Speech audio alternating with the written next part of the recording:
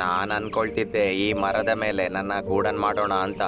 ಆದ್ರೆ ನಾನಂತೂ ಅಪಾಯಿಜ ಅಲ್ವಾ, ನಾನು ಹೇಗ್ ಮಾಡೋದು? ನೀನ್ ಬಂದದ್ದು ಒಳ್ಳೇದಾಯ್ತು. ನನಗೆ ಸಹಾಯ ಮಾಡ್ತೀಯಾ?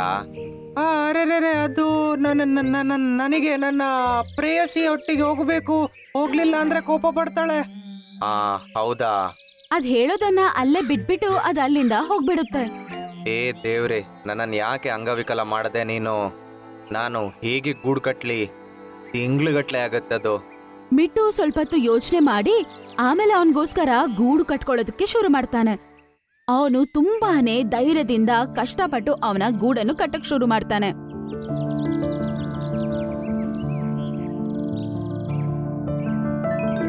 ಒಂದು 30 ದಿನ ಆಗತ್ತೆ ಅದಕ್ ಮನೆ ಕಟ್ಟಕ್ಕೆ.